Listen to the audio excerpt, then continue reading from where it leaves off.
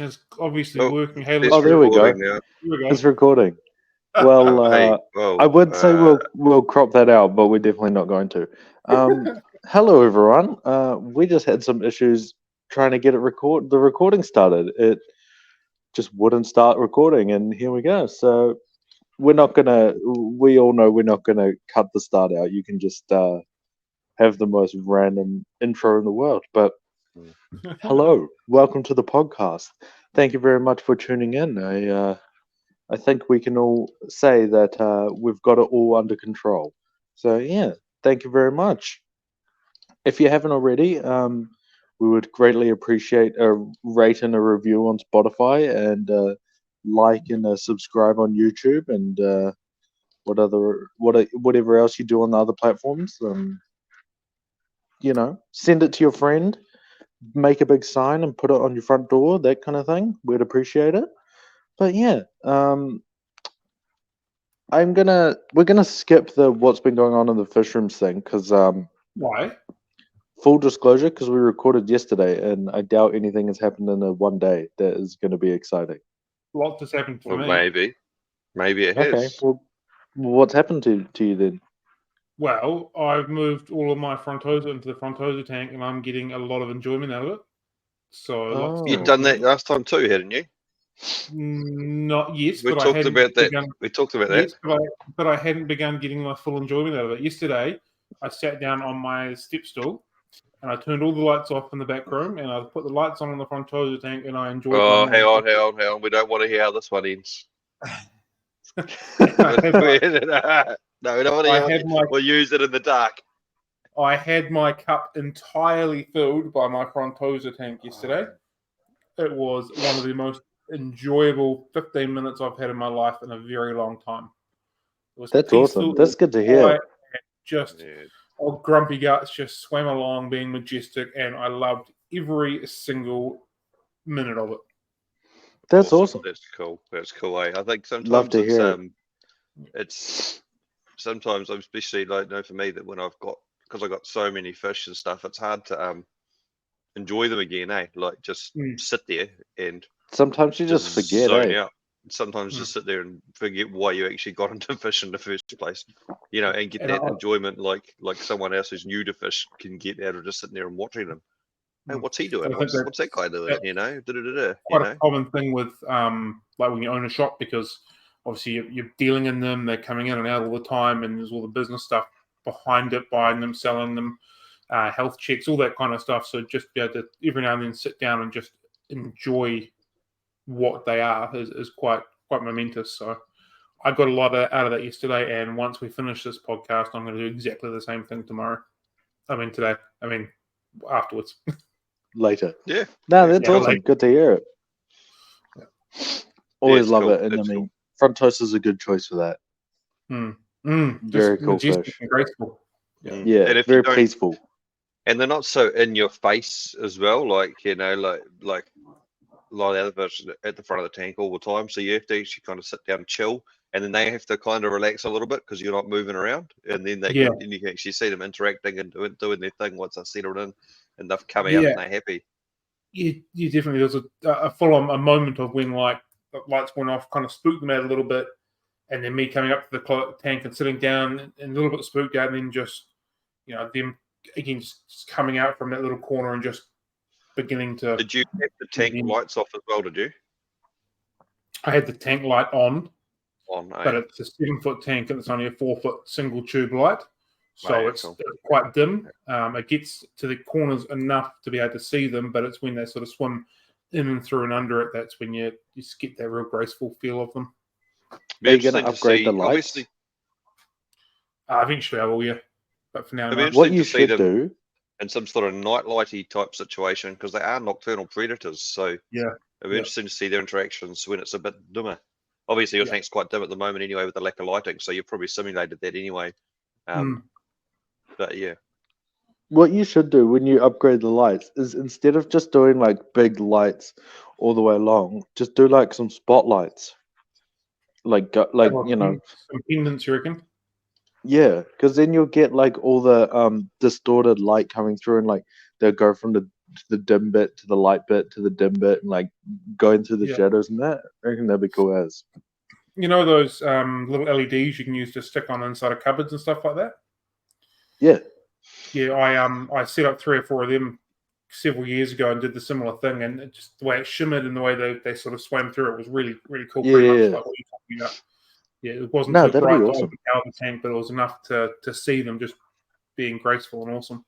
Because you don't want big fuck off lights on a frontosa tank. It just scares the fuck out of them. It does just ruins Waste it. of time. It's just not what they are. And you don't get what the best thing about them is like the kind of mystical, like graceful, you know, slow herd of dinosaurs type of behavior. Yeah, exactly. Yeah. Well, Water cows. I'll have to come down and see it one day.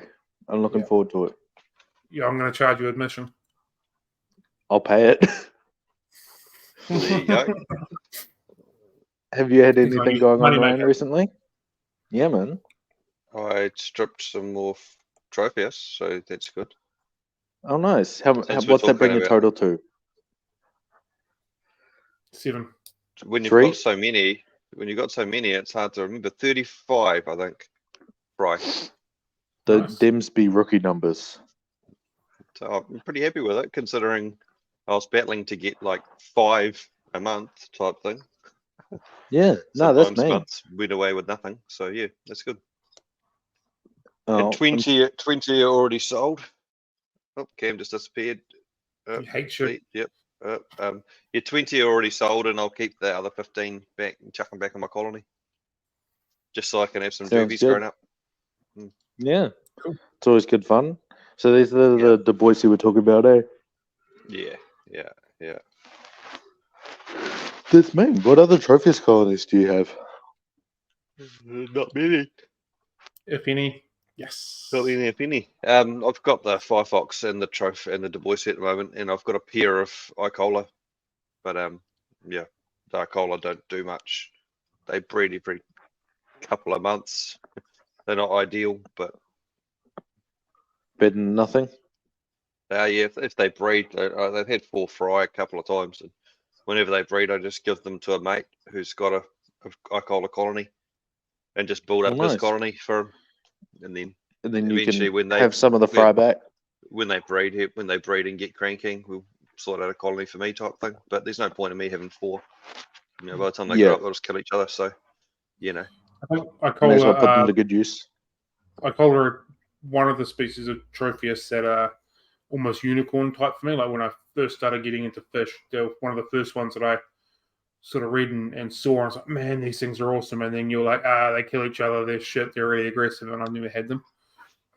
They're not shit. Trouble- They're cool. I've done them. They're just not nice. I've tried half cocked about 4 times with them, and just failed every time because I haven't been able to. It's not been able to afford. It's been able to find big enough numbers. I've only ever been able to find 3, 4, 5 at a time. And even though last time I had 1 small male and 4 massive females, it still just eventually went to crap. So yeah. You're just going to have a bunch of tanks and grow them all out individually. Well, if this pair were producing well enough, that was my plan. Because when they first started breeding, I thought, if I can get 4 or 5 a month, after a year, I've got enough for a colony. I can put 4 in this tank and 4 in this tank, and until they all get big enough, I can put them all together. But it just didn't. They're just not a pair breeding fish, really. So. Yeah. That's a really important thing because you see a lot of pairs around, like on Trade Me and stuff. There's always pairs being advertised, but that's not necessarily of Icola. I just mean Tropheus in general. I have seen so pairs be successful for some people, and some breeders have had success with it. But it's just not statistically likely to work. It's one of those ones I think it's a lot more difficult. Like it's doable, I suppose, in the sense that anything's doable, but I think I it wouldn't depends on recommend it. If you've got a massive tank, and like mine are in with a whole bunch of others. They're actually in my female holding tank, so he's one of the only males in that tank. And they're just in a big massive tank, just with all sorts of other stuff all sorts of other Malawis, just to spread aggression out. So he's yeah. ruling the roost. Yeah, he definitely is the boss. And Nice. there's enough fish there that he can chase around and not kill his female. Are those the rainbow trophies still about, or have they disappeared as well? I don't know the species name of them. Alangi. Yeah, rainbows are different to Alangi. Oh, awkward. But yeah, they are around, and there's another import coming out the next couple of weeks as well. Because they came in 5 or 6 years ago in relative numbers, and then they've come in recently. They've come in recently in the last 6 months, and it looks like they're going to come in fairly regularly because one of the suppliers has got a handle on some, and they're selling. So I guess they're just going to keep bringing them in until people stop buying them. Yeah. They're another one of those unicorn trophies for me. Itola and the rainbows would be the two that I'd go. Yeah, I'm keen to set up for. Yeah, I'm keen on Alangi as well. But the rainbows, a friend of mine has got 12 from the first shipment, and he's getting another 10 or 12 in a couple of weeks. So he'll have about a colony of over 20 of them soon. So I'm hoping he breeds them and I can buy some. I will halt this discussion here because it does segue quite nicely into the main topic for today. We've already talked about most of it. And I think trophies. Are we not doing a random question? Oh yeah, give damn. The viewers what they want. Don't break protocol. Give them what they want. Okay, we'll just. We don't know what they want because they don't tell us. We'll pause here, but then one of you is responsible for reminding me that we're talking about trophies. But the random question for today is: so we talk about it a lot amongst ourselves, but maybe the viewers don't know. But I think all three of us are pretty into this whole cooking thing. We're not the world's most skinny fellas, shall we say? So no shade, but we all do like a good munch. So, what is your number one specialty thing to cook? Someone should say something now. I didn't think you knew how to cook. I'm good at cooking. I've had his food. He made nachos or something, and it was pretty good. Yeah. It's pretty good. Nacho cheese? Nacho cheese, yeah. No, it's good. I enjoy making burgers, particularly on my barbecue. Burgers. Oh, yo. That's a great choice. You can't beat a good burger. One of my favorite things to make is a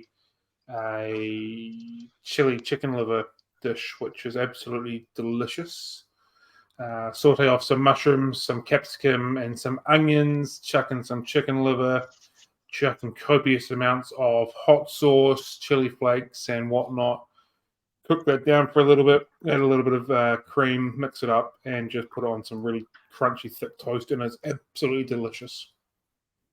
Sounds awesome. That sounds pretty good. Yeah. That sounds very gourmet. It's absolutely not, but man, it is good. It sounds healthy. Yeah, man. Healthy until you add a full bottle of cream into it. Yes, now. The goodness. He likes the cream. Makes it delicious. Cream makes it delicious. All right. What's yours, Ryan? I'm just liking my ribs at the moment. I'm only new to having smokers and stuff like that, and I'm trying to smoke ribs and that. Still having nightmares with trying to get the bloody smoker to work properly, but heat control and charcoal and all that sort of stuff. Yeah, that's what I like about it. It's not just turn on the oven. You know, like I can cook ribs in the oven all day, every day, but it's they don't taste the same, and then I have the challenge and frustration of trying to keep the temperature right in the charcoal smoker. Once you nail ribs on your barbecue, anytime you see ribs in a restaurant, you'll get it once or twice and go, man, these are terrible. Everyone will go, man, these ribs are great. You'll go, whatever, they're just junk. You become an elitist. 100%. Become a snob, a rib snob. The only part about any food pretty much that I cook is every single person in this house. My partner's a vegetarian, and most of the foods I cook are meat, obviously, so that sucks. And then everyone else in this house is pretty much the fussy shit. So pretty much the only one that eats it. There's one kid that might dabble at eating the ribs, but the rest just won't touch them. So, yeah. That's good though. You can just polish off the whole lot. Well, it's good, but it's also like, I spend 8 hours cooking for myself and then have to cook something for everyone else as well. So, yeah. It's all good. They can just have what, jam on toast or something. If they're not gonna eat your fancy ribs. Well, usually I'll do fresh bread and stuff with them and that sort of stuff. So yeah, that helps. And coleslaw and yumminess. I'm assuming you're talking about pork ribs. You haven't gone to beef ribs, the shorties? I've done beef ribs as well a couple of times, but obviously they're a little bit harder to get them tender. Yeah, shorties are like the money meat for me, at least when it comes to barbecue. They are phenomenal. They're good. They were good. Yeah. Sweet. Well, I mean, I've also done this big. I did a big beef shank before, which was like which is real good as well. Called Thor's hammer. Looks like a big hammer, big bone coming out of a big chunk of meat. That was pretty good. Sounds nice. Well, I look forward to it next time I come visit. Yeah, just gonna be. We're gonna ignore that. What? Yeah, man. Sounds good. You gonna ignore that's what she said? Yeah, we're just gonna glide straight over that. I've been biting my tongue and holding it for several things already this morning. Yeah, man. Just you got to be mature. This is a grown-up podcast. I'm an adult now. Yeah, man. What was I gonna say? I was gonna say something. You were gonna say that you like chicken fried rice. Actually, I was. So that's all good. Nuggies in the air fry doesn't count as cooking, buddy. Dude, chicken nuggets, great Dino stuff. nuggets. You can't beat chicken nuggets. But yeah, no, fried rice, can't beat it. What more could you want? Basically, the best food. So yeah, that's easy. But no, shall we talk about fish tanks now? So Tropheus. So that segues nicely into what we're talking about today, and that is our top niche fish or obscure fish, or like the most random fish that's like no one ever thinks about this, but then you can go all the way down the rabbit hole and dedicate, an entire fish room to this one type of fish. And Tropheus is definitely one of those. Like, there's a lot of people who have, I don't know, you get 10 6-foot tanks or something and just have different types of Tropheus and a couple Du Bois colonies, Firefox colony, whatever. And it can really be your thing. And there's heaps of different obscure things that you can really kind of go all in on. So yeah, Tropheus would be a good option. And Tropheus is good in New Zealand because we can get a fair few Tropheus. It's not just they haven't reclassified some of the other species yet. They haven't reclassified a lot of them, so we can still get them in under the generic name. A lot of them are still classified as Morii. Yeah, so that's pretty cool. We can, yeah. So there's a lot of people that are really all in on Tropheus. Do you want to give a quick little rundown on a Tropheus, Ryan? What is it? If I'm a better keeper and I've never heard this word before, what's going on? It's a fish from Lake Tanganyika. Cool. All right, so let's move on. So we thought it'd be cool to do this idea on niche fish, like, because a lot of people go, oh, I keep African cichlids and that's it, and there's obviously within African cichlid there's Haps, Mambuna, there's a whole lot of different types, but the Tropheus are probably one of the most sort of specialist ones. They're nerd fish. They're all out nerd fish. They're geeky fish, yeah. And even like I've been doing fish for a while and know a little bit about fish, and I still struggle to know exactly. I can keep them alive, but breeding them I've found very challenging, even though I feel like I'm doing everything right because they're alive and they're happy. So yeah, that's what I like about them. They're a bit of a challenge. They're something a bit different. Recently, when they weren't breeding, I tried to mess with stuff, and then they stopped breeding altogether and then started dying. So that's always fun as well. So you do need to keep things stable. What I was doing was I was pouring more food in, thinking they weren't getting enough food to breed, and that just blocks them up. So they in the wild, they live in big colonies and they just graze algae all day. Like you'll just see them floating Off around the rocks and stuff. swimming around the rocks together in big groups, sort of in a head down position, just picking at algae the whole day. That's all they do. So they're like intestinal tracts and all that sort of stuff are designed like a cow, just to slowly be double and triple and quadruple processing algae and stuff with very little mineral or nutritional content.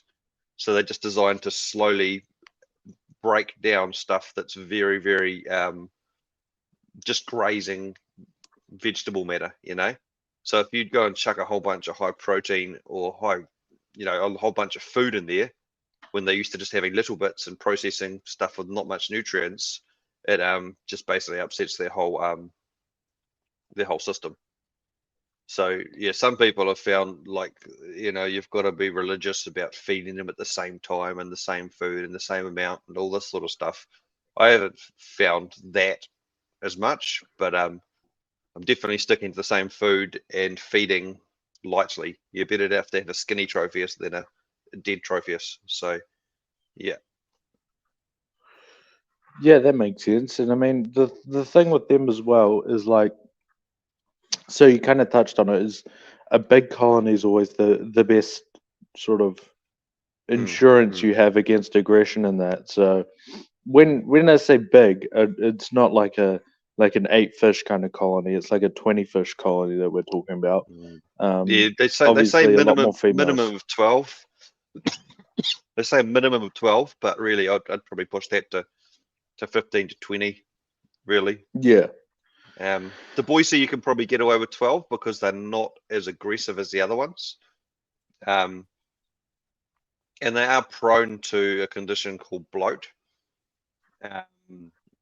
which still we don't really know what causes it, but it's definitely stress related. So what happens with bloat is they get basically a bacterial infection inside their guts, and it blocks them up and they can't eat, and then they just swell up and die basically. So major contributor to that is stress, obviously. So if you have low numbers and one fish just starts getting picked on heaps, they're probably going to bloat and die. If you feed too heavily, they're probably going to bloat and die.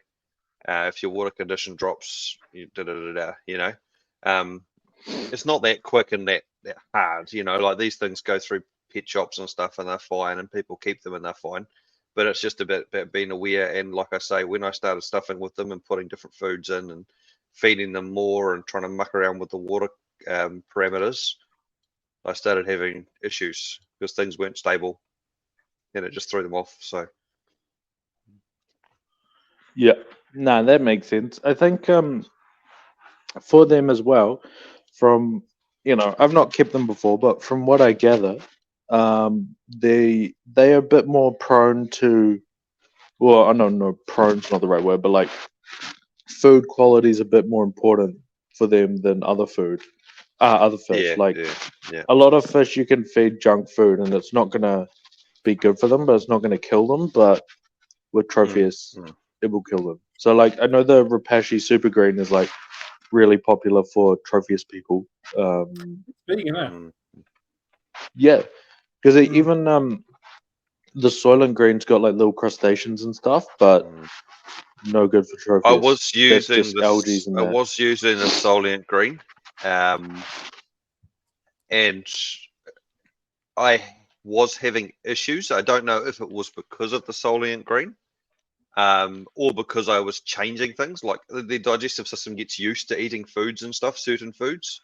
So probably one of those fish that you want to keep on the same food all the time and not just randomly chucking treats or do random stuff like that, Why is Soylent Green a no-go? It's got insects in it. But surely in the wild, when they're ripping off bits of algae. They're getting microorganisms, they've got microplankton, and stuff like that as well. I can't even say it. What's the word? Archwash or something like that. Squammy. Or whatever it is. Squammy. Yeah. There's little little bugs that, and they start with A, and there's proteins and stuff in there. Yeah. Again, that's what the food is Mbuna eat. Mbuna eat a little bit of it. Tropheus by default will be doing the same if they're ripping an algae all day long. Exactly, Any but I algae think it's that as well. I think the Tropheus is just a bit more susceptible in the aquarium environment is the main thing.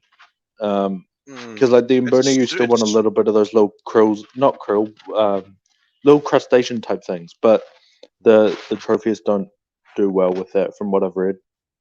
They want just the algae. And I think it is very hard because they are concentrated in aquariums, so the stress levels are higher as they're in a smaller environment, and the nitrates and stuff build up. They're also very, very sensitive to oxygen. You know, like if you have a power cut or something and you've got a heavily stocked tank, they'll all pretty much go to the top of the tank and start gasping because they live in a very, very high oxygenated, very stable environment in the wild. So you do want high flow and high water surface turnover, that sort of stuff.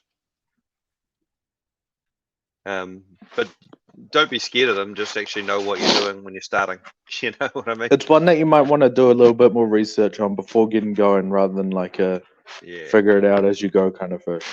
And I know people come into my fish room and go, oh, wow, what are those? Can I have some of those spotty ones? And I say, not right now. Go home, enjoy the tank that you've got, and when you can come back to me and when you can come back to me and tell me what they are and what they need, we'll talk about getting you a colony of them. But for now, you know, set them as a goal. You know what I mean? Something that you love and you'd like to keep one day. But just go and learn with these easier fish and figure out what you're doing, and then and come back to me when you want to do the more specialist ones. And even though it's not recommended, I've got them mixed in with my Malawis and my big display tank, and perfectly fine. But I do feed all my fish the same stuff, and that tank there actually gets Rapacia, it gets everything, and they seem to be fine with it. So, yeah, it's hard to know. I've seen them surviving some pretty horrific stuff too. But then you've also had them die for seemingly no reason. Seemingly no reason. The most important thing that you could probably do if you were keeping Tropheus is to make sure that you've got access to metronidazole. Because that's the medication that you'll use to treat bloat if you get it. And I've been through this recently with another guy who's bought $2,000 worth of freshly imported ones. Probably ones that aren't going to be imported again for various reasons. And they all started bloating. He's ringing me up and going, oh, mate, what do I do? What do I do? And I said, we got metronidazole. He said, no, what is that? What do I do? So it took him a couple of days and me a couple of days going through it all with him to figure out how to treat them. Then he had to get a vet appointment, Meanwhile, they're dropping off one by one. He also didn't know the warning signs, like a fish doesn't eat. Even if one fish doesn't eat, you're in trouble. You've got to start treating and figuring out what's going on straight away. When you've got 5 or 6 not eating, you're in a spiral. Yeah, no, that makes sense. But I guess we've been talking a lot about the problems with them or the concerns. But there's definitely I'm going to say there's a reason why people dedicate entire fish rooms to them. They're really cool fish. You what? I think you've just talked me out of even looking at them. Well, we don't want that, but they're really cool fish and they're really fun fish. Like always, they're like little vegetarian piranhas. Basically, the way they swim around and they look cool and have fun behavior. Videos of my colony and they're like they've got ADD. Because they literally are just like zapping. They're certainly a doable fish. Yeah. And I'm talking to a couple of people, well, at least one person through keeping them at the moment, and he got a bit overwhelmed too. And I was like, look, then they're not hard to keep. You just got to keep the water quality up and then feed them the right foods in the right amount. That's basically it. And Yeah. and I would say have access to metronidazole just because if something does go wrong, It you would can be easily useful. treat it. You can easily treat it. And that's not necessarily having buckets of it sitting under your prescription medication sitting under your tank. It might be, you know, talk to your vet, say, hey, I'm getting these fish. They're prone to this. Will you prescribe me this if I need it? No. Okay, cool. Try another vet. You build a relationship. They can create a profile there for you. I've got a profile with one of the local vets, one of the local mobile vets, and it's noted on my thing that the vet will happily prescribe me metronidazole for my fish. So if I ring them up, they'll come out. They said they have to come out and do a consult, but they've said they'll happily prescribe it to me because I've talked to them about it. You know, so yeah. Nice. Oh well, I'll say we've well and truly done Tropheus to death. So, what's your next suggestion for niche or obscure fish, Cam? What do you got for us? No, fancy pickers. No, me fancy pickers. They get a hide all day. No. You know what? I was going to go away from fancy because I wasn't going to talk about our numbers. I had I have a list of fish that I thought we were going to do, but let's talk about fucking L numbers, you wanker. Okay. Can you No, Whoa! I'm just gonna go. I'm just gonna go. Can you give me a call when he's done, Cam? I'll come back. I'm gonna be. You'll be I'm gonna asleep be too? all in on this discussion. Oh, okay. No. Yeah. Love me some I've fancy got on my plickers. list, I've got microfish and nanofish. Oh, Yeah, yep. So, what that's a would be cool some option. examples of the fish? Well, I've written some down. I've got sparkling gouramis, violet raspora, green neons, chili rasporas, dwarf spotted rasporas, red-faced anios, and CPDs off the top of my head. So we're Sounds talking about good. small fish, stay under an inch as a general rule. Can get a small little group of them into a small tank. I think most people that do small nano fish, it's about the micro behaviors between them and the small colorations that you can get and the little patterns that you get from them, as opposed to having them in a big tank with lots of fish. It's one small tank with just a species only group, and it allows their natural behavior to come out and their natural instincts. A lot of these fish are blackwater fish as well, so under tinted waters, their real natural colorations come through.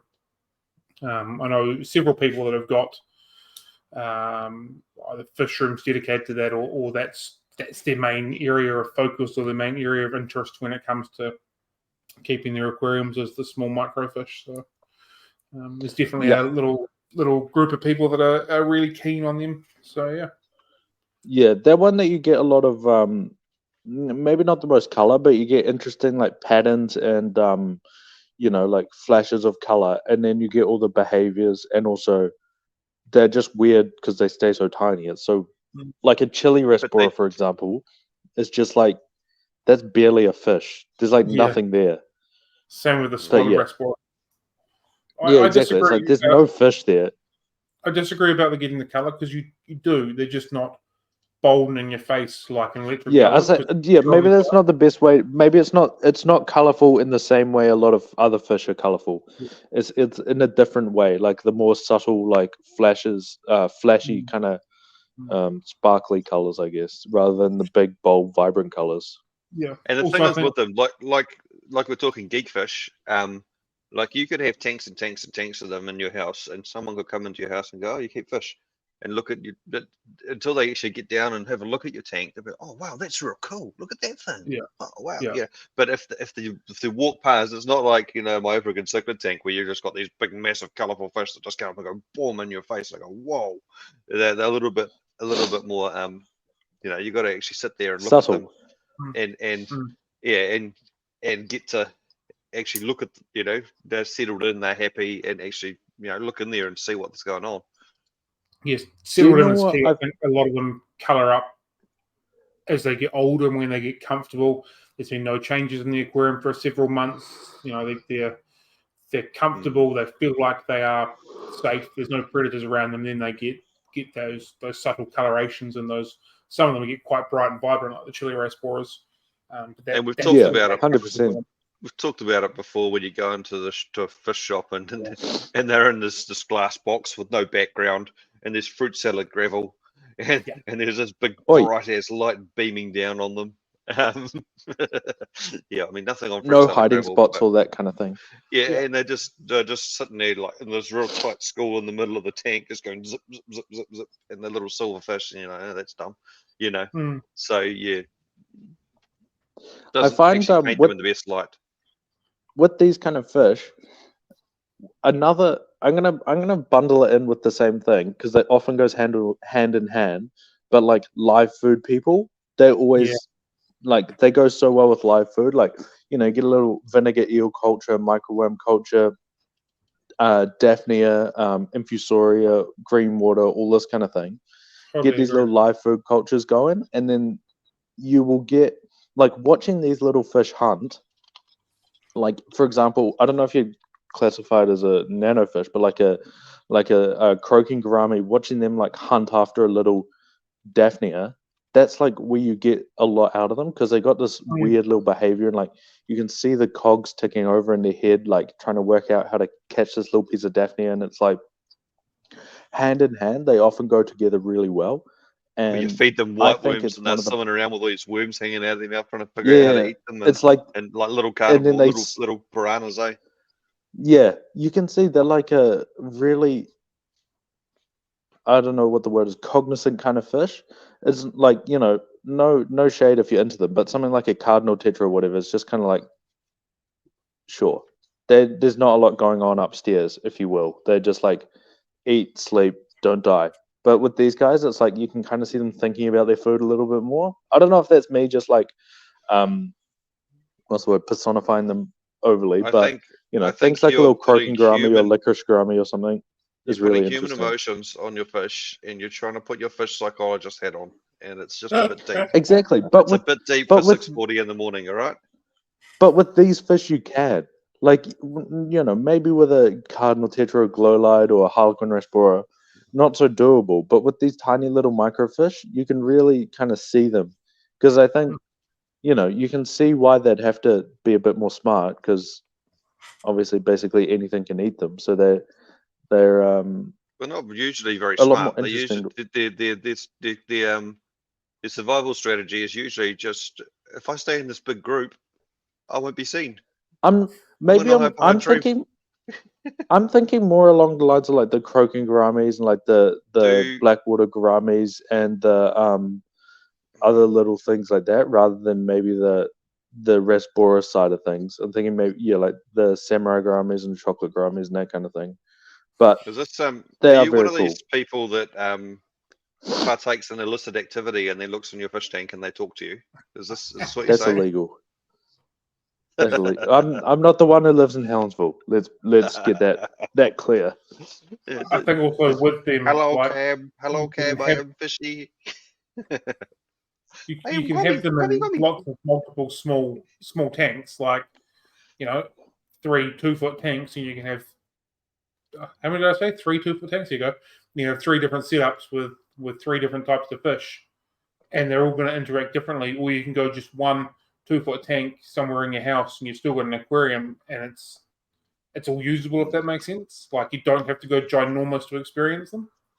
It's one of those ones where it's like you could be the most mental microfish keeper in the world, and someone could walk into your house and not know you keep fish, or not realize it's more than like a random tank for your kids. You could do a fish cupboard or something like that, or a fish little area of your house, and you could have corner 30, in the garage 20, or whatever, 20 or 30 tanks, whatever, and it wouldn't matter because they're just little cubes or something. But if you're if you're like real into your trophies and like a massive trophies keeper, someone's going to walk into your house and go, "What the hell is wrong with you?" So it's a much more like you guys laugh, but we all know it's true. We've all been there. So like it's a much more, I guess, relatable thing for most people than, oh yeah, I'm really into frontoses and I got 8 frontosa colonies. It's a different animal. Sometimes those backhanded compliments of, "Oh, that's a really big fish tank," is really a bit of a dig of you're a crazy son of a bitch. Yeah, it's like you're irresponsible with your money, and I'm like, yeah, I am. Well, you see my marriage. But a lot of Yeah, people exactly. think that because you have a big fish tank, you're rich, and it's 100% the opposite usually. The bigger your fish tank, the less money you have. Try Yeah, owning a fish store, yeah. man. Yeah, That's an excuse to spend some the money. struggle is real. But yeah, no, that is a very good shout. I like it. So I guess it's my turn now. And there's one thing I really want to say, but I know you guys are going to just bully me relentlessly for what I'm about to say. Axolotls, no. Oh, We're not don't doing go axolotls. there. No, We're not doing axolotls. I wasn't going to say Axolotls have been axolotls. banned on the pod. I wasn't going to say that. So, I mean, it is a good option now that you mention it, but that's not what I was going to say. You're gonna say I was shillies? going to. No, that would be cool. You I wouldn't was bully going to say, Asian arowanas? Dumb. no, fancy goldfish.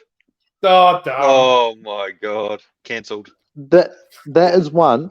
Like, there is a lot of people around. Like, a lot of people around that'll have like, you know, a few ponds in their backyard and a couple tanks in their house, and have like 150 goldfish.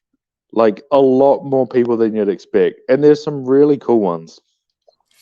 Like really cool goldfish. Like, you know, those you can get some real nice red caparandas or something, and it's like, you know, I don't know, $400 fish or something. And it's just like a big group of them. It's insane. And I think it's one that a lot of people, especially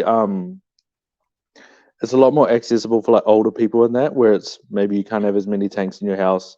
Maybe you want nature to do a bit more of the work, and it allows people to kind of be interested in the hobby without having to sacrifice as much as oh yeah, your entire garage is filled with fish tanks. So yeah,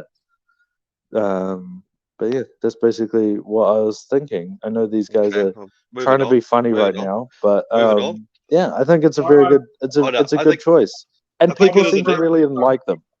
It is a niche thing, and I guess you, without being racist, the goldfish are actually pretty big in the Asian sort of communities as well, and a lot of them are really into them. That's racist. It's not There's racist. a lot of it's a cultural thing, I think. significance going on It's a cultural thing, and for like the feng shui and like good luck in that. Same with arowanas, but different. And for me, I don't understand them. I don't like them, but to people that are into them, just like any of the other stuff, like I'm into Africans and that, they do grade them. There is like standards, and there is a whole big community around the quality and all that sort of stuff, you know. So I'm gonna say it's probably a bit more than Africans almost. Like I've know some people like into their fancy goldfish and that, and the like. There's a lot more good stuff goes around, and it's a lot more. You can get good goldfish for dirt cheap as well.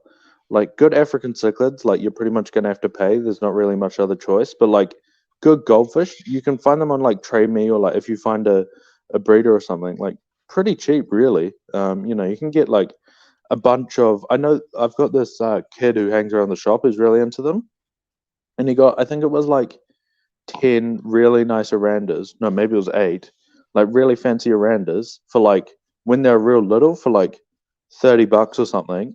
And he's grown them out, and they're like, I think one of them had a bit of a wonky fin, and all the rest are like real nice, and it's like super cheap, and it's a lot more accessible than like diving into Africans. You're gonna have to spend a lot of money. You need a big tank, but you know, just get a little garden pond and chuck them in. you still need a big pond for goldfish. I guess the fancy goldfish, they're smaller, but yeah, but you can get like a you know, a horse trough off Trade Me for $20, like one of those big ones, and you'll be fine. How is going to put Whereas, a horse trough in their house?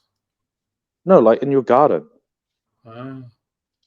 Like it's a lot more accessible like that. You're able to kind of string it together. Whereas like that with African cichlids, you're not going to put a horse trough in your living room, kind of thing. Wouldn't that make sense to get a horse trough and do some sort of summer tubbing type activity with barbs or whatnot, like we talked about 2 weeks ago? Yeah, but then you go back to one of our episodes and listen to it 2 weeks ago. Look at that segue. Keep going. Exactly. But yeah, and you can get like old bathtubs and that. Like it's a lot easier to get started, I think. And yeah, So you can instead of find some having real really fancy instead stuff. of having really cool tanks, you're gonna have old bathtubs and horse troughs around your yard. Yeah, man. Sounds But cool. you can make them look real nice. I Sounds like it. I could see myself going down the rabbit hole in fancy goldfish. I say it all the time, and I haven't done it yet, but I really could. You had I that pond at one believe stage, didn't you? that You got rid of it. Yeah, that was a whole thing. I really regret that. I wish I still had it. I was thinking believe about getting that another one, but it's not cheap. I believe that the interest in goldfish would be larger in New Zealand if we could bring in new bloodlines, new subspecies, or whatever. Because They were looking at it, eh? Someone was looking at it. They are. Almost. Yeah, they're still doing it, are they? Yeah. Last I heard is it's definitely happening, but it takes a while and there's a lot of paperwork. But because I spoke to him maybe 6 months ago, and his whole thing was basically, it's definitely happening. I just hope it happens before I die. So we'll see. Yeah. He's no, I don't want to be rude, but like he was relatively old, so it's not like he's talking about 50 years, but like, you know, it takes a while. I think that And those would be bigger if there was more available. Oh yeah, I think but that's the thing is like I don't know if necessarily we need them. Like if you're real serious about them, then of course. But like you can get real fancy like red caparandas and like the Sarasa comets and all that kind of thing, like relatively easily. They're not and there's a lot of them around and like good quality ones around. Like you find one of these breeders and you can get them. My point is if there's more things about that becomes there's more interest in them, there's more people keeping them, there's more, it's just that continuous cycle. Just like, most people, I believe, do tropical fish as opposed to cold water fish because the selection is 1,000 times bigger to what you can kind of, generally speaking, get goldfish wise under 10 varieties. There's more than 10 varieties of line bred guppies that you can get as an example. Yeah, no, that definitely makes sense. But there is, I don't know, there's some, you see a big, like a massive, fat, happy goldfish, there's like something about it. You're like, oh, that is a cool fish. On goldfish, I absolutely wish that we could get koi. I think. Yeah, I don't know. I like people say that all the time, but like you can get real, like a lot of the Sarasa comets look so similar. Just get them, they don't get quite as irrationally big, so they're a bit more manageable. It's like, how can you not like them? Like you like OB peacocks, which have got these weird, crazy tattoo paint. Oh no, don't get me wrong. I do like them. Goldfish, so it's like the two put together, and you're like, nah, I don't really like them. I did some work don't get me wrong. I do like them, but it's like you can get still stuff that's very similar. And I don't want to dwell on what we can't get. You can get some nice. Show me a goldfish that's got one of those camo painted like an OB does. There's heaps around. Shibumpkin. Yeah. They don't have those bright, intense colours like an OB. They usually blue. Yeah, they do. No, they don't. No, you can get ones that got all splotches in there. Yeah, not like bright blues and oranges and reds and stuff. Nah, not that. I did some work for a client once, and they had a swimming pool inside a glass house at the front of their house for some reason, like a massive glass house, like the glass house bigger than most people's houses. It was ginormous. Cool. And they turned it into a pond. They put you walks down into the pool, and then they put like floating deck around this big massive pond. And so I went out there once, did the quote stuff. They told me about their pond and stuff. I was trying to convince them to put African cichlids in it, and then I went out there again, and it was full of koi. Koi? Yeah, that's not good. Because they were Asian, and they bought them off one of their Asian friends as well, who had them and keeping them and breeding them. And I was just like, these are illegal, eh? They were like, no, they're fine. My friend has. I was like, okay, sweet as. But yeah, they're definitely everywhere, unfortunately. Yeah, unfortunately, they're everywhere, and they've caused a big problem. But yeah, it's a shame that we a lot of resource getting put into killing them, though. Like that's the problem. Yeah, and it's not even people being responsible. It's like flooding in ponds, overflowing and them getting into the waterways and stuff. And people, or even like a bird takes a little one and then drops it, and then it goes and meets another one that got there from a flood, and then they are prolific once they get going. Yeah, and they just destroy the ecosystem. Yeah, But they they're just cool. pull up all the native plants. Yeah, no, they are cool. I would like a pond, a pond of one of them, but Totally understand why they're not allowed here, and I get it. And I'm not saying we should have them, but they are cool. all things being equal, that would be awesome. Yep. But yeah, what do you got next, Ryan? I've just had a message come through on Facebook, and I forgot to point out with Tropheus that I have managed to. I'm selling some to an aquascaper, and I'm hoping to convert him all from aquascaping to Tropheus. So we'll see how we That's go. a good choice. With Good Braxton. luck with that. I'm going to fight against all your powers and try and keep them with plants and small fish. So we'll see who wins. It does have some He can cool keep plants, but keep the I'm fish trying well to convince fed. him to do a real cool Tropheus planted tank. So I think he'll be the one that can put it off because he knows how to do plants, and I'll teach him how to do Tropheus. So yeah. Will the Tropheus not just eat the plants? There's seen quite some a few pretty nice cool planted Tropheus Tropheus tanks. Yeah, yeah. I've seen some I pretty think cool Frank ones. used to have a real nice planted Tropheus tank. Yeah, you can plant them. Yeah.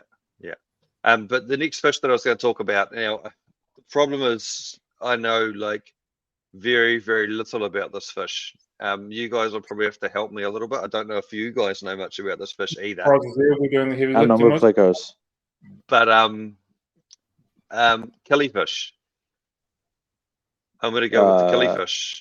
Do you guys know anything about killifish? You're on your own, mate. Killifish, I know people go absolutely down the rabbit hole on killifish and will dedicate like, heaps of tanks for them.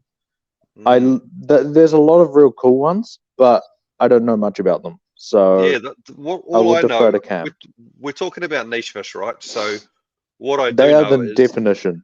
there's like a whole community of people, and if you don't know about killifish, basically, not all of them, but some of them have like most of them spawn annually, so they will they live in like muddy ponds or whatever, and they essentially lay in the dirt as the water level's dropping, and their pond's about to evaporate out, and their eggs, the pond dries out, the fish die, but the eggs stay incubated for 6 months or something like that, and then it rains again next year, and the eggs hatch, and the fish come out mature and breed again in a year. So they only live a year or two. And now I've heard of people like losing species and then getting in touch with one of their old mates who used to keep killifish like 10 years ago and finding some old peat with eggs in it in the hot water cupboard or wherever they keep them, and pouring some water in and having the fish hatch type thing. That's how cool they are. But the problem with them is if people don't get into them and don't keep them going, they only live a year or two. So people actually need to spawn them and keep this peat and stuff that they spawn in and keep the eggs going, which I think is pretty cool and definitely very niche. But that's the extent of my knowledge on them. I saw one time a picture. I don't know where I saw it, but someone had taken a picture of an elephant's footprint, and it's like obviously that's pretty big, not humongous, but pretty big. But there was an elephant's footprint in the jungle, and there was killifish living in it because it had filled up with like water, like rainwater, and it was like maybe like 5-10 centimeters deep, and there was just a bunch of killifish living in there because obviously there was eggs, and the footprint had allowed for the rain to come in, and there's just a bunch of killifish hatched and living in this footprint of this elephant. It was like, that's fucking nature, man. Mental. And I've kept the Australia golds and the Australia blues before. They were real cool, real colourful fish, real nice fish. Yeah. From an evolutionary standpoint, it's quite phenomenal that they can do that. The eggs dry up and then they go from seasonal to seasonal. Like it's quite a spectacular feat that what they can do. And I think they need to dry. I think they need to dry out and be incubated for a while before they hatch again, like to actually work. I think. A killifish person. I can't speak to that. But, we should get a killifish keeper on as a special guest one day to talk about it. I just thought it was real cool how like you had people, literally having this peat sitting around somewhere, and they just either got out of it or weren't bothering with that species this year or whatever, and then someone else reaches out, mate, we've lost da da da da da. Have you got any? Oh yeah, I've got some peat somewhere. Here it is. And you send a bag full of peat through the mail. That's where also there's been biosecurity issues, I believe, people trying to send eggs into the country that way. So don't do that. That's dumb. I was going to say that I'm well aware that there's been plenty of stories of people bringing in eggs and whatnot like that, and new species popping up and things like that. So, yeah, don't do that. That's just dumb. Just gets us all in trouble, and then everyone hates us because fish people are doing dumb shit. Yeah, exactly. But yeah, no, that's a cool little choice for sure. Well, that's the extent of our knowledge on them. Pretty much. Yeah, so they look cool. Do some research. You never know. Might be easy. Maybe someone will actually think that's really cool and research them and keep them. Hopefully. They're quite spectacular looking fish. They're just not a fish for me, but they are spectacular. And a lot of people coloration and stuff. In like the nano tank thing, you can do them in smaller tanks. You know, like I don't know much about storing this peat, but you could store. You could be like, oh, I've got to go overseas for 6 months. You know, you just put all your peat away, close all your tanks down, and then when you come back, just add water and you've got some more fish back, like that's pretty cool. Yeah, man, for sure. So yeah. Oh, well, what do you got next for us, Cam? Okay, so again, I'm going to go away from what you guys probably expect me to go with. Me fancy pleco. And I'm going to go with fancy plecos. No, me fancy pleco. Do I give you shit about I agree. cichlids? No, because you think they're cool. They're not. But no, I definitely agree. That pretty much is the perfect example for what we're talking about today. Yeah. So, like, even breaking down L numbers, there are people that will just keep hypensistrus or pecticolas or ancestris. Like, even within the L numbers, there's subspecies that people are just more interested in. They will have their own different care requirements and that sort of stuff. So I think that's very much a niche fish. I'm sure Ryan's pissed off because he's a loser. I'm sure there's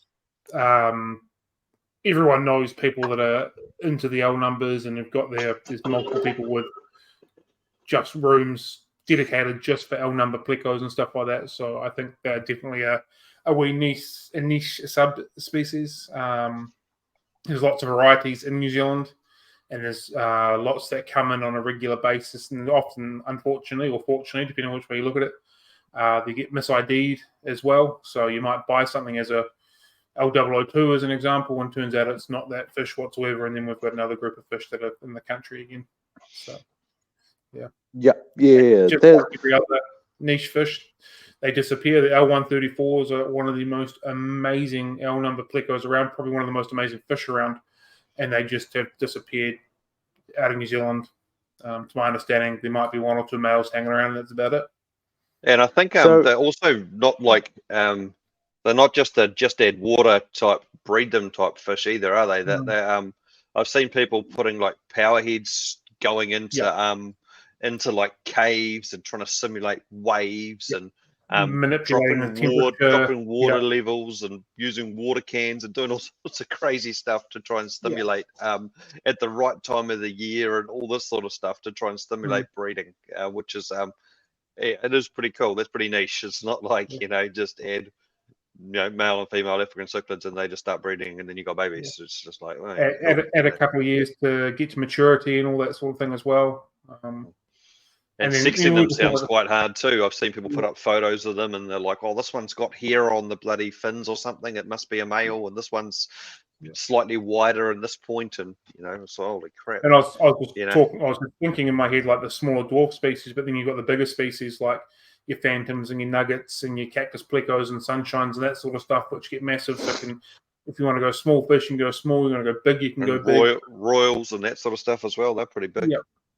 And the difference between one fish to another could be a ray count on their dorsal fin or a slight shape difference and stripes. A true nerd's fish. Yeah, absolutely. Yeah, and that's so. If I'm teeth shape, mouth shape, would you be able to explain for people if they don't know maybe they're not familiar or they've always wondered and never found out. What is an L number? Like, what does that mean? It's When you because say plecos are for L200, what does that losers. mean? Plecos are for losers, so L means loser. And if you keep them, you're a loser. That's all it means. Okay, Cam. So what does L number mean? So, from my understanding, there was a way of identifying particular types of plecos. It was a system that was created by either Planet Catfish or Tropical Fish magazine or something along those lines to classify them. So when they're being pulled out of the river, this was L number what the L stands And for. it's what's the scientific name? Yeah, that's the one. Yeah. Which is the Latin name or the technical name for plecos. And so they get assigned a number, and then from there, more research goes into them, goes a little bit deeper, and then they get assigned a proper name for them. When they get scientifically described. Yeah, basically. It's like a placeholder, I guess, until... Yeah. Because I think what was happening is they're getting discovered faster than people could describe them, so it's like a placeholder. And then within the scientific community, once they get described, then they get a scientific name. Yeah. But within the hobby, we just keep the L numbers because we're twats. So yeah, it can cause confusion, and then it can make it quite straightforward. Like L052s and L168s have always been described as separate fish, but they have recently been described as the same fish. So for those that don't know, it's a butterfly pleco, which is really, really pretty. And they probably got discovered in two different places or something, but the same fish type thing. Yep. Yeah. And then there's like difference between like high fin green phantoms and low fins, and there's arguments that blue phantoms and green phantoms are the same fish, and arguments that they're not, just from different catch points. So yeah, it's quite a mysterious little world. And if you really want to niche down into it and fill your brain with all sorts of cool information, plecos is definitely where you want to be. And we're allowed a whole bunch of them in the country, aren't we? We're allowed heaps of them. There's heaps of different species about. Some of them are pretty ugly, like the chubby plecos are absolutely hideous. That's one that's like gross because it's endearingly ugly. Yeah.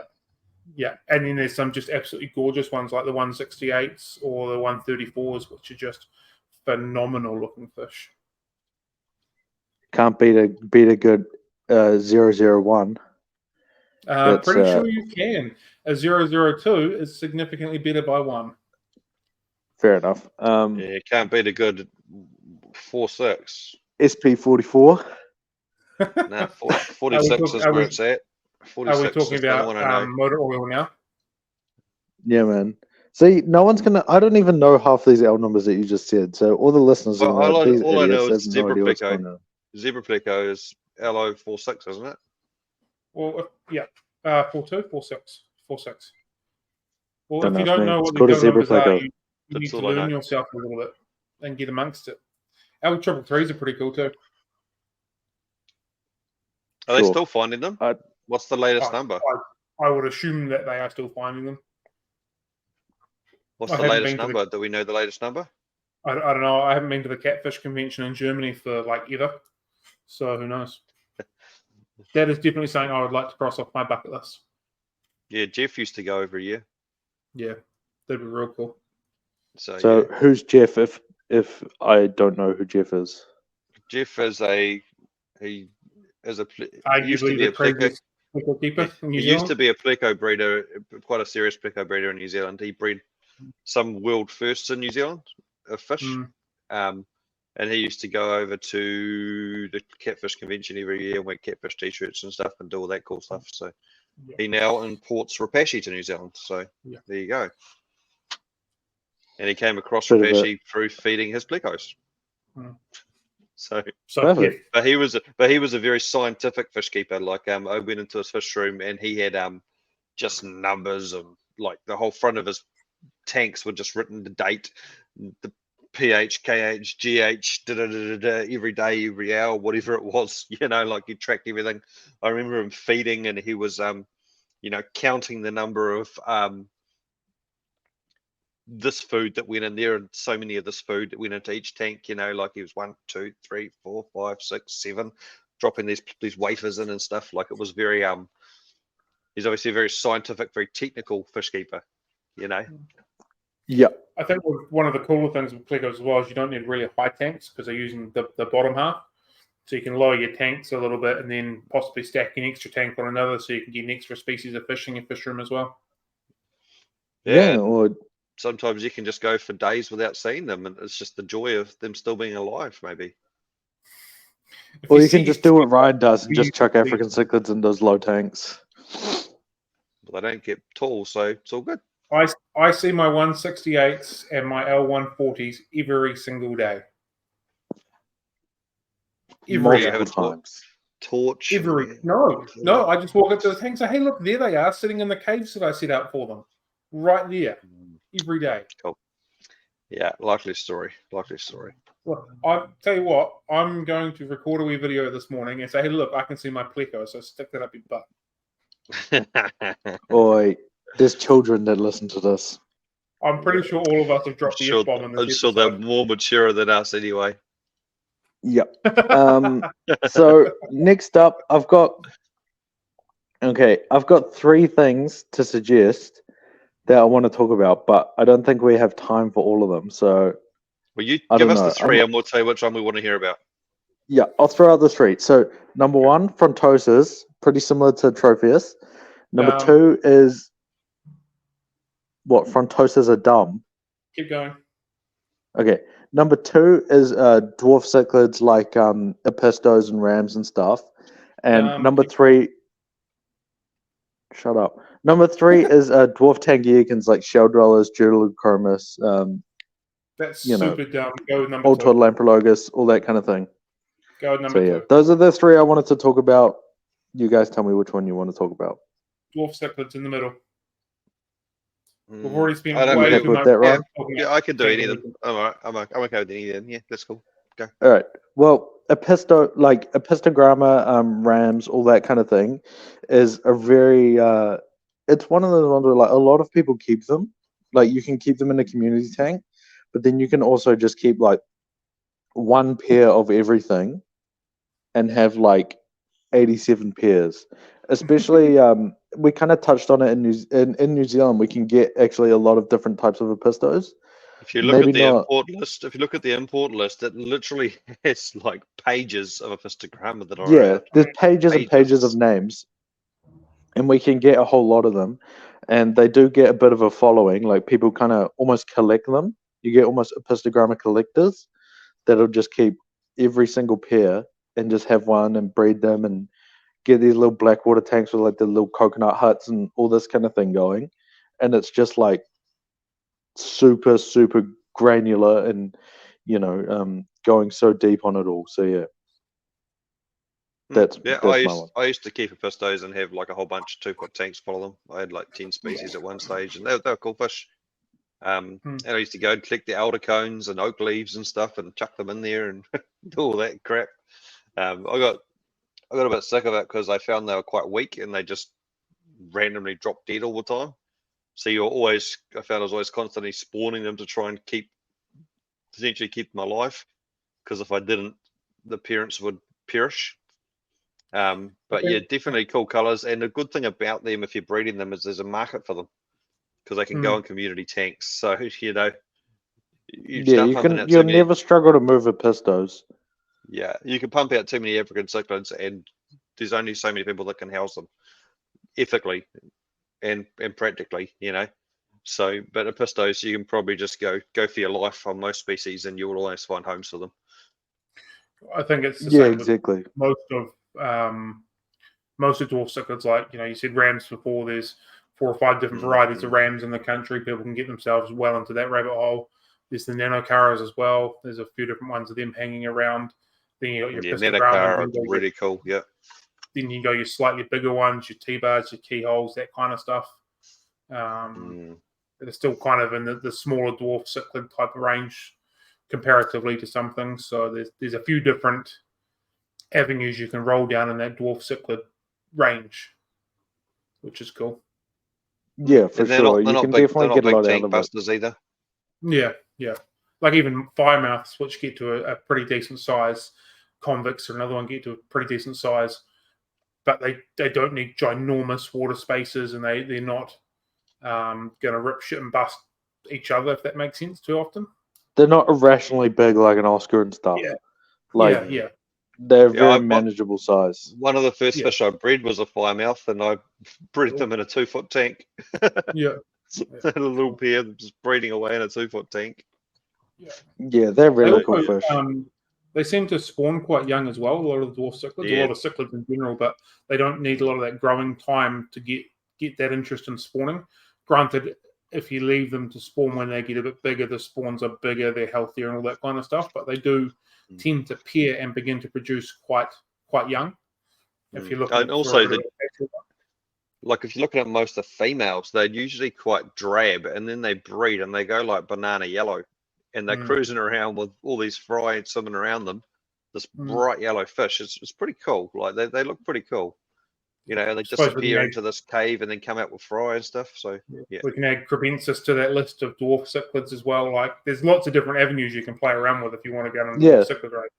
And there's even within the, not so much in New Zealand, but some of them in New Zealand, and then obviously for our international listeners, there's lots of different species of pelvichromis.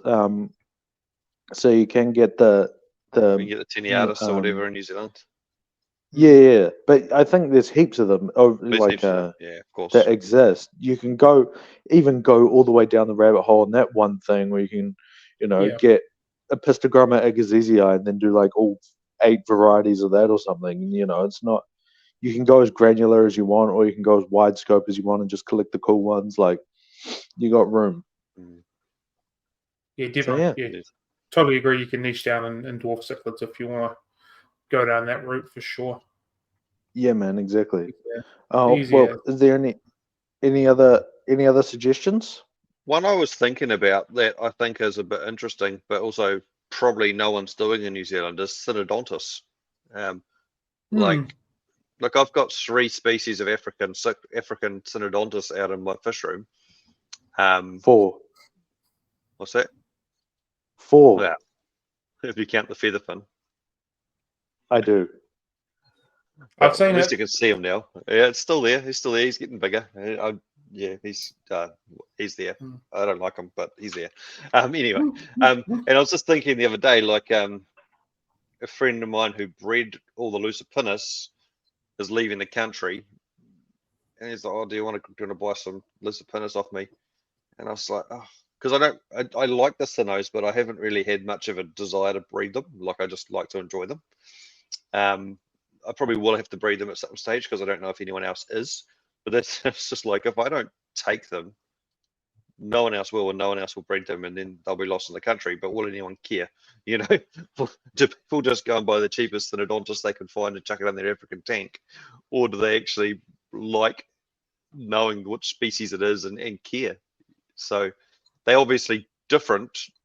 They're physically different. They look different. They grow different sizes and stuff. But to the average person, they all look the same. So yeah. And I mean, you're talking about just like the Rift Lake Synodontis, but there's even the 3 I'm talking about. Yeah. But even like further up the what is it, Congo River Basin? There's like more of them.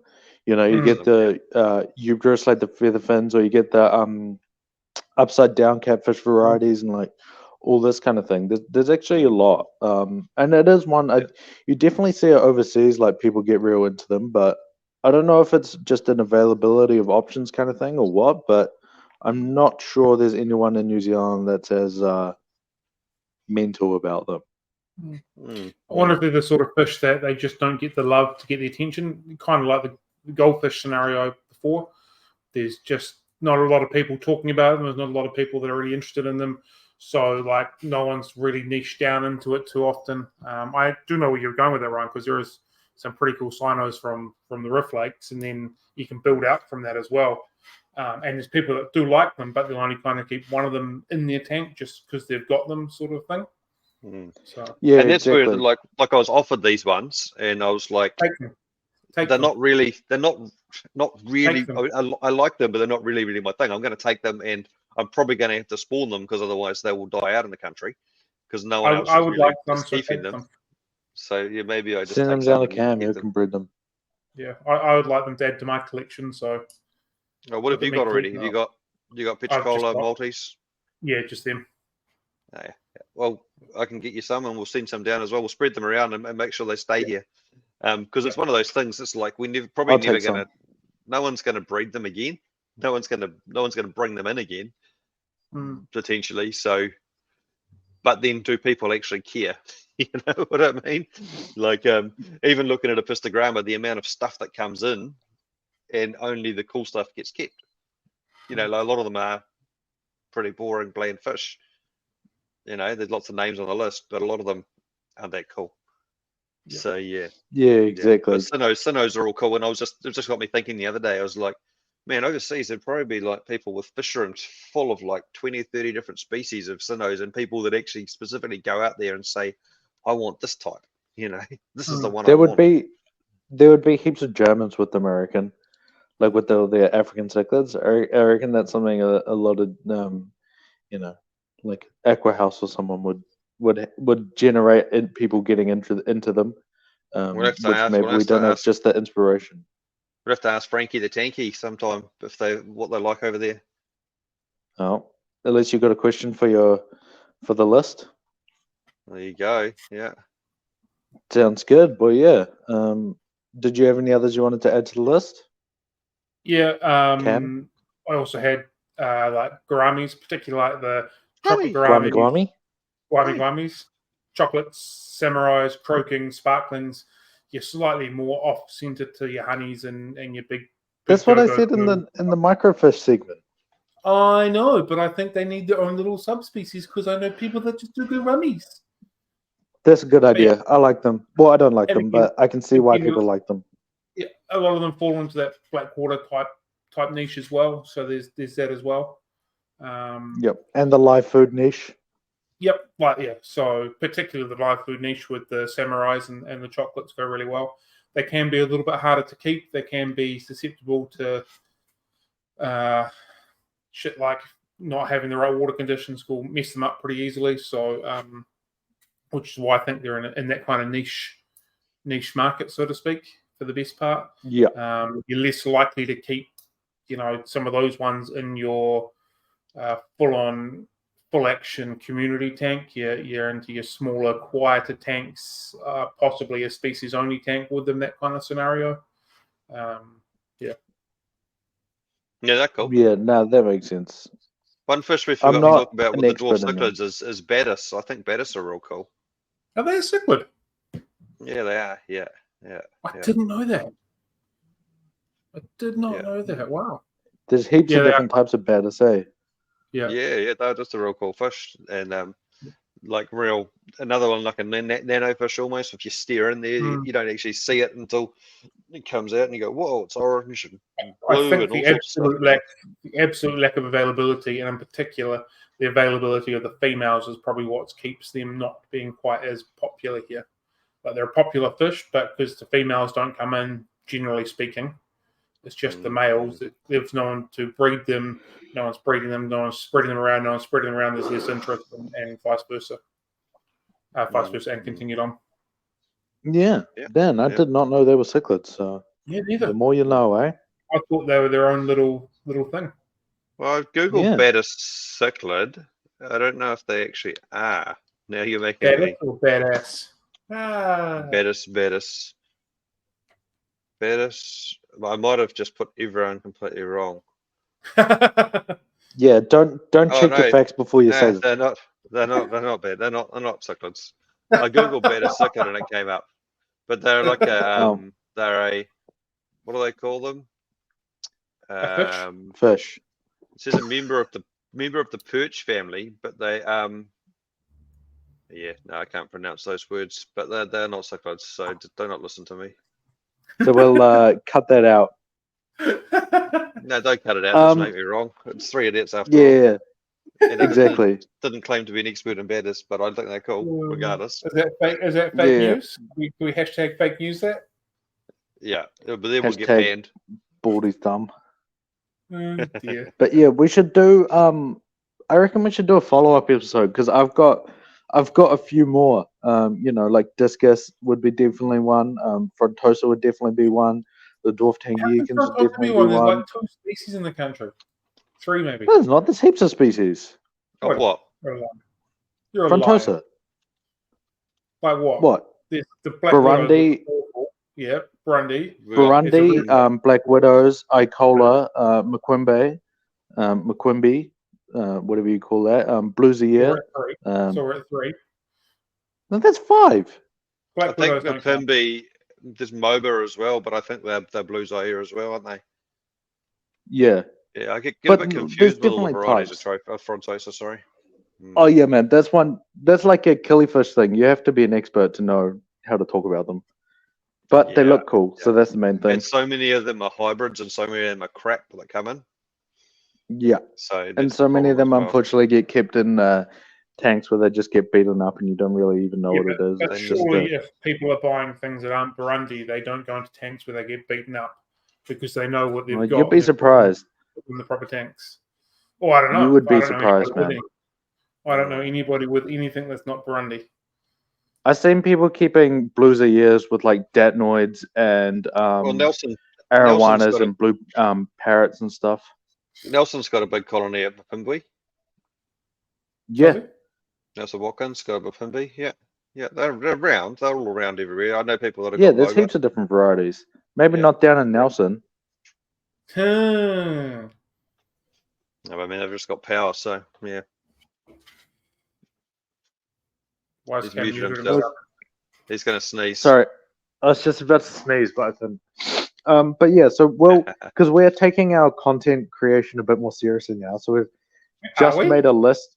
We've just made a list of topic ideas. So, and we've got a list of follow-up episodes. So I'm going to check this on, and this might be a follow-up episode. You've already done it. Done it. This might be a follow-up episode because I got a lot more suggestions. I've also just added a potential topic, which would be interesting to hear some listener feedback on which common New Zealand fish would be the most terrifying if it was human size.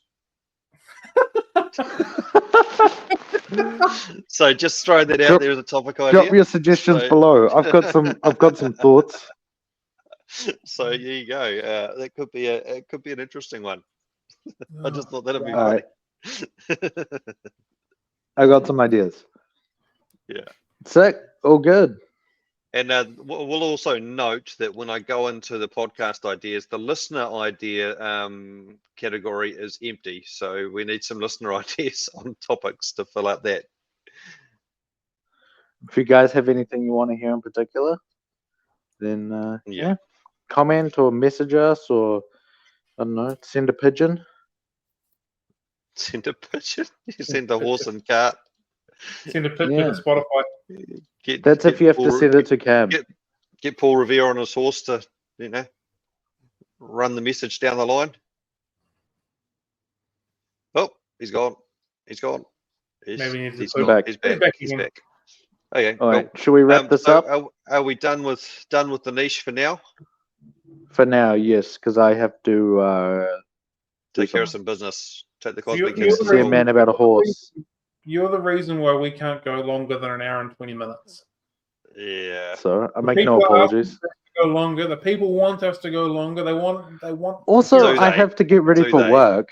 Do they? So you don't start till 9, and you live 2 minutes from the shop. Yeah, I'm a busy guy. I got shit to do. You've got an hour and a half to get ready to go 2 minutes down the road.